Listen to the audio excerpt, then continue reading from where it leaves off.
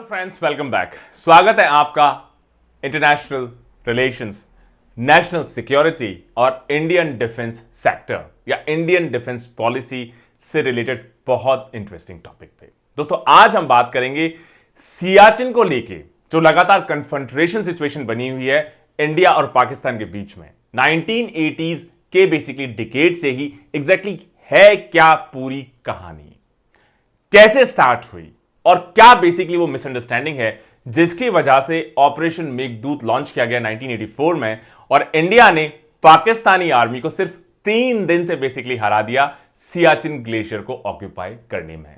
तब से लगातार इंडिया पूरे सियाचिन ग्लेशियर जो रफली 70 किलोमीटर लंबा है, 3 उसमें इंपॉर्टेंट पासेस हैं, उसमें डोमिनेट करता हुआ नजर आता है और पाकिस्तान बार बार कहता है कि एक्चुअली इंडिया और पाकिस्तान को मिलकर इस पूरे एरिया से अपनी आर्मीज को हटा लेना चाहिए, डीमिलिटराइज कर देना चाहिए। पीपीटी पीडीएफ डिस्क्रिप्शन सेक्शन, पहला link English, second link basically Hindi. दोस्तों, शुरुआत करते हैं। सबसे पहले टॉपिक न्यूज में क्यों बना रहा, हाल ही में एक प्रेस कॉन्फ्रेंस हुई और प्रेस कॉन्फ्रेंस में Indian army general MM Naravane ने कहा कि एक्चुअली जब उनसे पूछा गया कि सियाचिन ग्लेशियर को क्या डीमिलिटराइज करने का अब टाइम आ गया है, तो उनका बेसिकली जवाब रहा कि इंडिया सियाचिन ग्लेशियर को डीमिलिटराइज करने के खिलाफ एक्चुअली नहीं है, लेकिन उसके लिए पाकिस्तान को सबसे पहले जो एजीपीएल है या एक्चुअल ग्राउंड पोजीशन लाइन है उसको एक्सेप्ट करना होगा। और उन्होंने यह भी कहा कि पाकिस्तान से जब भी डीमिलिटराइजेशन की बात होती है, नेगोशिएशंस होते हैं, वो एजीपीएल या एक्चुअल ग्राउंड पोजीशन लाइन है उसको एक्सेप्ट करने से मना कर देता है।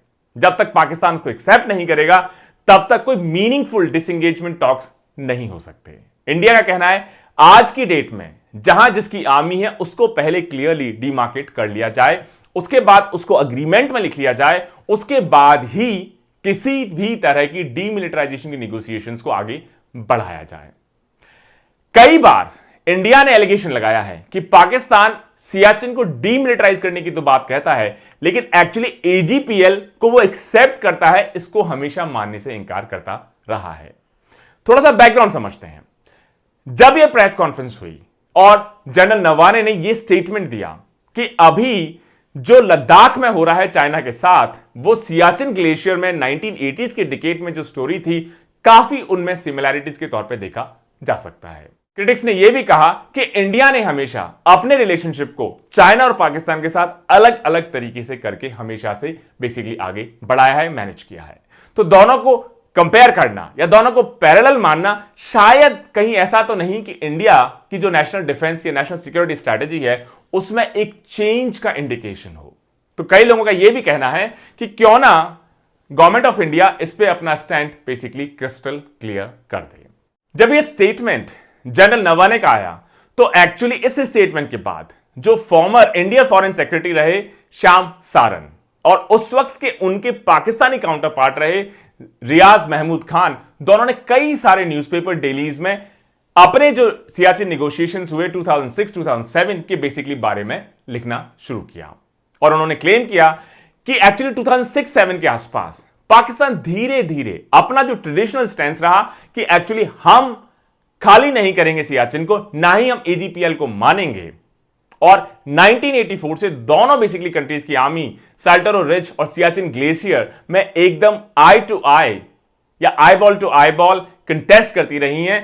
पाकिस्तान 2005-6-7 के आसपास कहीं ना कहीं इस चीज से वार्म अप होते हुए देखा गया कि अब क्यों ना इस एरिया को जो दोनों कंट्रीज के लिए लॉजिस्टिकली, फाइनेंशियली, मिलिट्री वाइज और human basically death and hardship wise बड़ा महंगा पड़ रहा है, क्यों ना दोनों बातचीत करके इसको डीमिलिटराइज कर दें, क्योंकि 16,000 फीट की हाइट पे इतनी बड़ी मिलिट्री को मेंटेन करना logistically and human life cost stand point से बहुत मुश्किल है।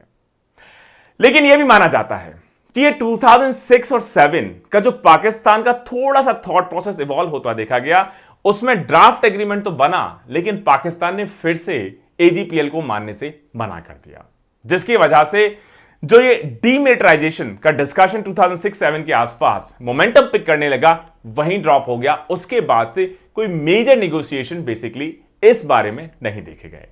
अब इससे पहले इस डिस्कशन को आगे बढ़ाएं, थोड़ी सी हिस्ट्री समझ ली जाए सियाचिन ग्लेशियर है क्या और क्या बेसिकली इसकी स्ट्रेटेजिक इंपॉर्टेंस रही है। जो पूरा सियाचिन ग्लेशियर है, इसके सारे मेजर पासेस अगर आप मिला ले तो ये इंडिया के एडमिनिस्ट्रेटिव कंट्रोल में है 1984 से ही, जब इंडिया ने बहुत successfully and to Pakistan surprise operation Meghdoot launch किया, सक्सेसफुली सियाचिन पे अपना स्टैब्लिशमेंट इंश्योर किया।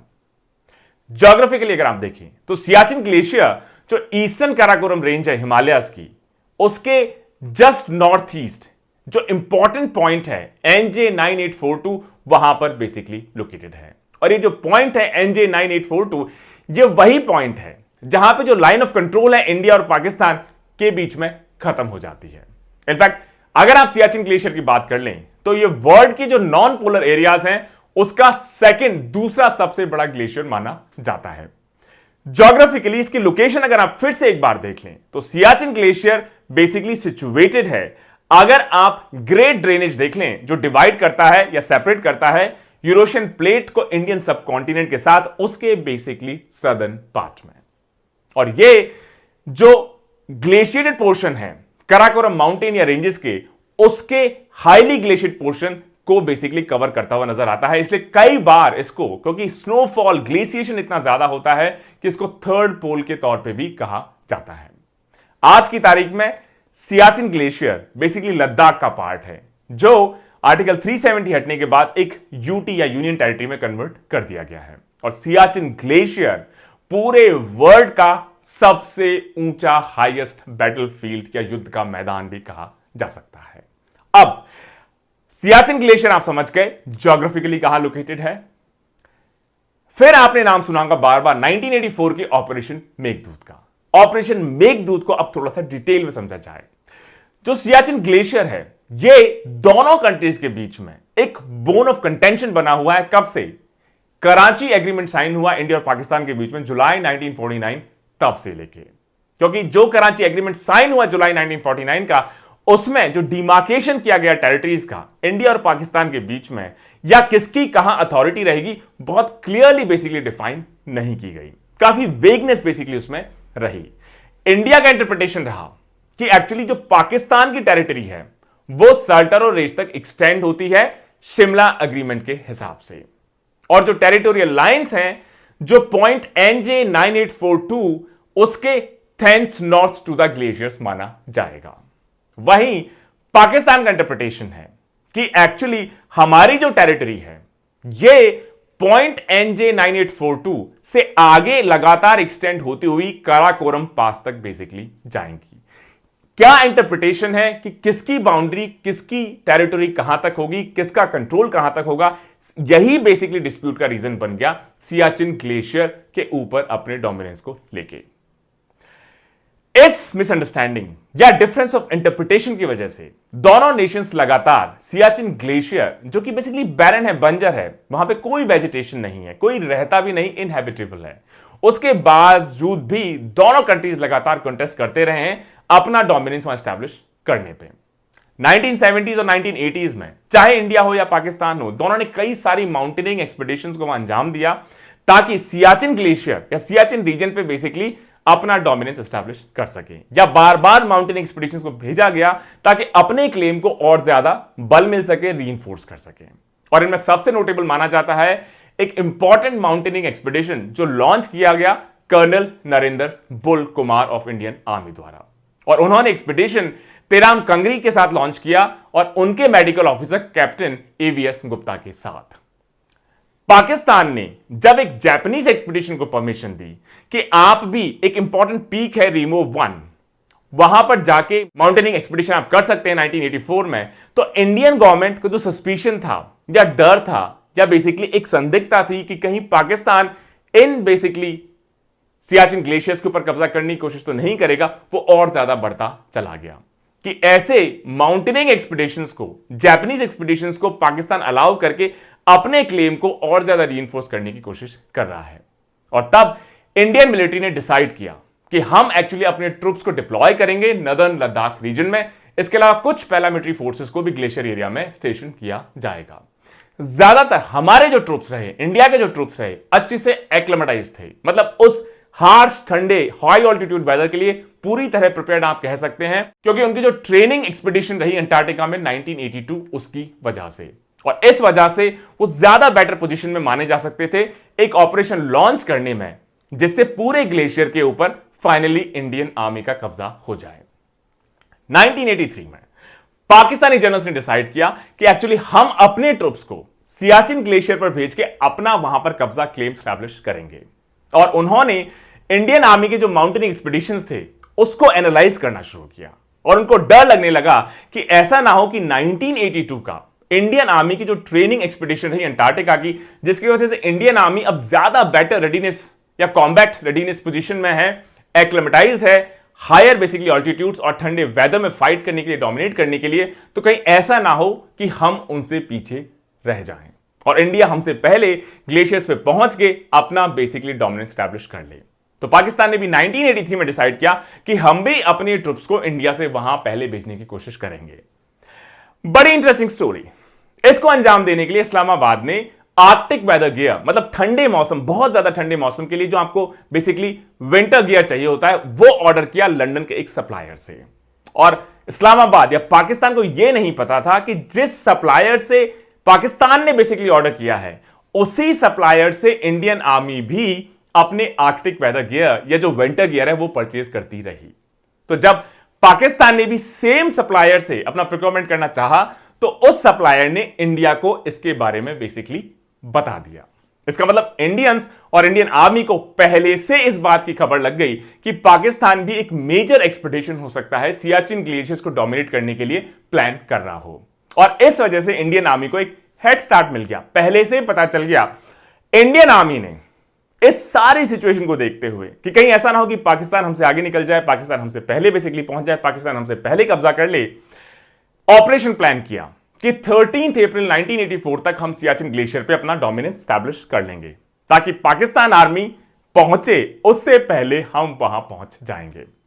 पाकिस्तान आर्मी का प्लान था 17 अप्रैल 1984, मतलब इंडियन आर्मी ने डिसाइड किया कि पाकिस्तान आर्मी 17 अप्रैल को वहां पहुंचे, उससे पहले 13 अप्रैल को हम पहुंचकर 1984 में ऑपरेशन मेघदूत को बेसिकली सक्सेसफुल बनाते हुए अपना बेसिकली झंडा वहां पर कायम करेंगे।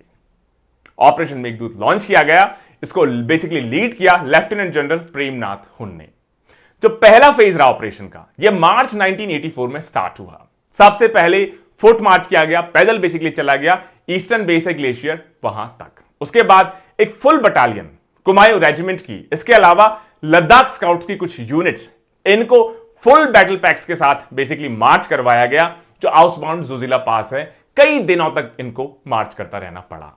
और 13 अप्रैल जो कि प्लान्ड बेसिकली डेट रही इंडियन आर्मी की, 300 से भी ज्यादा इंडियन सोल्जर्स ट्रूप्स ने जो क्रिटिकल पीक्स रही या आसपास की ग्लेशियर के पासेस रहे, वहां पर अपना कब्जा जमा लिया।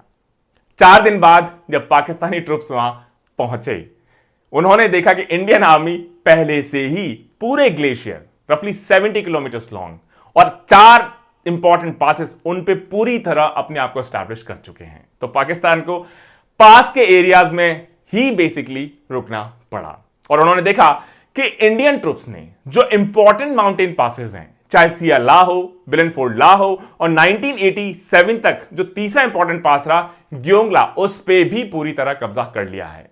सियाचिन ग्लेशियर, साल्टर और रिज, इनकी बेसिकली जो कमांडिंग हाइट्स हैं, सभी पे इंडियन आर्मी पहले ही पहुंचकर अपना basically establishment ensure, dominance ensure कर चुकी हैं। इनिशियली टेम्पररी कैंप्स लगाए गए और धीरे धीरे यही सारे temporary camps permanent basically post में कन्वर्ट होते चले गए। 13 अप्रैल 1984 का operation Meghdoot, precision clockwork, highly successful. शायद ही किसी दुनिया की आर्मी या डिफेंस फोर्सेस ने इतना बड़ा मेजर माइलस्टोन ऐसी इनहॉस्पिटेबल हाइट्स पे, उस वक्त जब टेक्नोलॉजी शायद इतनी एडवांस ना हो कि चाहे विंटर गियर हो, वेपन सिस्टम्स हो, फूड हो, आर्टिलरी हो, टैंक्स हो, आप इस बेसिकली लेवल तक पहुंचा पाए, उन कंडीशंस में भी इंडियन आर्मी ने बेसिकली इम्पॉसिबल को कर दिखाया। इस ऑपरेशन की वजह से इंडिया ने जो पूरी 70 किलोमीटर्स या 43 माइल्स लंबा सियाचिन ग्लेशियर है, इसकी जितनी भी ट्रिब्यूटरी ग्लेशियर्स हैं और इसके जो 3 इंपॉर्टेंट पासेस हैं साल्टर और रिज के, साल्टोरो रिज बेसिकली ग्लेशियर के जस्ट वेस्टर्न पार्ट पे लाई करता है। और ये तीनों इंपॉर्टेंट पासेस कौन से अभी जिसके बारे में डिस्कस किया, सियाला, ब्लैनफोर्डला एंड ग्योंगला, इन पे कब्जा कर लिया और आज तक इंडिया का ही वहां पर डोमिनेंस है। आज तक इंडिया का वहां पे टैक्टिकल एडवांटेज लगातार बेसिकली बना हुआ है। और करंटली अगर आप देखें तो इंडियन आर्मी दुनिया की पहली और सिर्फ इकलौती आर्मी है जो 5000 से मीटर हाइट या 16,000 फीट से ऊपर बेसिकली हाइट बैटलफील्ड पे टैंक्स और हैवी ऑर्डिनेंस ले जा पाए हैं। 10 से भी ज्यादा इन्फेंट्री बटालियंस इंडियन आर्मी और पाकिस्तानी आर्मी की एक्टिवली डिप्लॉयड हैं रफली 6,000 plus meters throughout basically the year region of the glacier. अब आप सोचेंगे क्या ऐसी इंपॉर्टेंस है कि क्यों इतना हॉटली कंटेस्टेड एरिया हो गया है सियाचिन? ना वहां कोई रहता है, ना वहां कुछ उगता है। What is the big deal? Siachen glacier demarcate करता है सेंट्रल एशिया को इंडियन सब कॉन्टिनेंट से, और यह सियाचिन ग्लेशियर ही है जो पाकिस्तान को अपने दोस्त चाइना से अलग करता है। और अगर जिसका भी कंट्रोल साल्टोरो रिज पे होगा, जैसे अभी इंडिया का बेसिकली कंट्रोल है, तो वो कहीं ज्यादा बेटर पोजीशन में होंगे स्ट्राइक करने में या पूरे एरिया को कंट्रोल करने में, डोमिनेट करने में, या कोई भी बायलैटरल टेरिटोरियल डिस्प्यूट का नेगोशिएशन होगा खासतौर से पाकिस्तान के साथ, तो उसमें एक पोजीशन ऑफ स्ट्रेंथ के साथ अपनी बात रखने में। सियाचिन ग्लेशियर अगर आप देखें तो अभी तक का सिंगल लार्जेस्ट सोर्स है फ्रेश वाटर का पूरे इंडियन सब कॉन्टिनेंट में। जो नुब्रा रिवर का बेसिकली सोर्स है वो भी सियाचिन ग्लेशियर ही है, और नुब्रा रिवर फाइनली जो माइटी इंडस रिवर है उसमें मिलती है, जो मेजर वाटर रिसोर्स है जो पंजाब प्लेन्स है पाकिस्तान के और कुछ पार्ट्स ऑफ इंडिया है उनको इरिगेट करती है। क्या इश्यूज हैं? 1984 से लगातार हॉटली कंटेस्टेड है, इतनी इनहॉस्पिटेबल कंडीशंस हैं, कई बेसिकली हजारों करोड़ का खर्चा, कई बार डेथ्स हो जाती है फ्रॉस्ट बाइट या बेसिकली थर्मोफ्रॉस्ट एक्सेट्रा की वजह से, एवलांचेस की वजह से, फिर भी दोनों कंट्रीज, दोनों आर्मीज पीछे हटने के लिए तैयार नहीं है। पाकिस्तान के साथ कई सारे ट्रस्ट इश्यूज हैं और इंडिया, पूरा इंडियन एस्टैब्लिशमेंट पाकिस्तान को ट्रस्ट नहीं कर सकता पाकिस्तान के पुराने बिहेवियर की वजह से। इंडिया कहता है कि डीमिलिटराइजेशन हम भी करना चाहते हैं, लेकिन उसके लिए पाकिस्तान रिटन एग्रीमेंट बेसिकली दे कि किसकी या एक्चुअल ग्राउंड पोजीशन लाइन कहां पर स्टैब्लिश्ड है, उसको प्रॉपर्ली डिमार्केट किया जाए, दोनों साइन करें, उसके बाद दोनों फेज तरीके से डीमिलिटराइज करना शुरू कर दें। पाकिस्तान वहीं अपनी असली रंग दिखाना शुरू कर देता है। धीरे से वो मुकरना शुरू कर देता है कि हम एक्चुअल ग्राउंड पोजीशन लाइन को नहीं मानेंगे, एक्सेप्ट नहीं करेंगे। और इस वजह से ये जो पूरा नेगोशिएशन है डीमिलिटराइजेशन ऑफ सियाचिन ग्लेशियर अपने आप प्रैक्टिकली देखा जाए तो अनटेनेबल हो जाता है। पाकिस्तान को यह बात बहुत अच्छे से पता है कि अभी जहां इंडियन आर्मी पोजीशन है साल्टोरो रिज और इंपॉर्टेंट पासेस और पूरे बेसिकली 70 किलोमीटर सियाचिन ग्लेशियर, उसकी वजह से इंडियन मिलिट्री, इंडियन एस्टैब्लिशमेंट के पास बहुत मेजर टेक्निकल एडवांटेज है। पाकिस्तान की शायद मंशा यह हो कि एक बार डीमिलिटराइजेशन हो जाए, और इंडिया की वही चिंता है कि अगर डीमिलिटराइजेशन हो गया, हो सकता है पाकिस्तान फिर से धोखा देके इस बार जो 4 दिन से मात खा चुका था, इस बार हो सकता है कि पहले आके कब्जा करने की कोशिश करे। एक्सपर्ट्स का यह भी कहना है कि जो डीमिलिटराइजेशन का डिस्कशन है यह शुरुआत के कुछ डिकेड्स में कहीं ज्यादा सिग्निफिकेंट था, क्योंकि उस वक्त जो कॉस्ट हमको पड़ती थी, लॉजिस्टिकल इशू जो थे, हमारा जो एक्सपीरियंस नहीं था इतने हाई, इतने कोल्ड बैटलफील्ड में वर्क करने का, वो बहुत लिमिटेड हुआ करता था। लेकिन आज की डेट में पिछले 3-4 डिकेड्स में इंडिया ने बहुत कुछ सीखा है। लॉजिस्टिक्स मच बेटर हो गया है, इक्विपमेंट बेटर हो गया है, आर्कटिक वेदर गियर बेटर हो गए हैं, फैसिलिटीज बेटर हो गई हैं, और हमारी आर्मी, हमारे डिफेंस फोर्सेस ने वो एक्सपर्टीज गेन कर ली है इतने हाई बेसिकली बैटलफील्ड पे काम करके, एक्सपीरियंस गेन करके। तो क्यों हम फिर बेवजह वहां से हटना चाहें जहां हमेशा एक रिस्क बनी रहेगी कि हम वहां से हटे और पाकिस्तान ने वहां कब्जा करने की फिर से कोशिश करना शुरू किया। तो शायद ये जो पूरा डिस्कशन रहा होगा पहले, इनफैक्ट 2005, 6, 7 के डिस्कशंस भी, कि क्यों ना डीमिलिटराइजेशन की तरफ बायलैटरल नेगोशिएशंस हो, अब शायद इंडियन स्टैंड पॉइंट से, इंडियन एडवांटेज स्टैंड पॉइंट से इतना शायद मीनिंगफुल ना रह गया हो, क्योंकि अभी हमने कॉस्ट को कंट्रोल कर लिया है, ज्यादा रिसोर्सफुल हो गए हैं, बेटर टेक्नोलॉजी हो गई है, ज्यादा अच्छा एक्सपीरियंस हो गया है। इसके साथ साथ एक्चुअली अब जो कॉस्ट है या ह्यूमन लाइफ है उसका भी लॉस हमने बहुत लिमिटेड कर दिया है।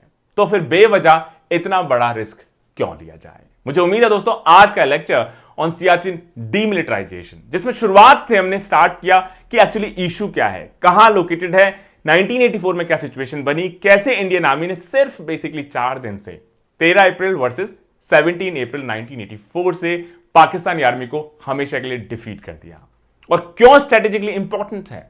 पाकिस्तान चाइना को अलग करता है, सेंट्रल एशिया और इंडियन सबकॉन्टिनेंट को भी यही सियाचिन ग्लेशियर अलग करता है। दोस्तों स्टे ट्यून्ड। जय हिंद, जय भारत।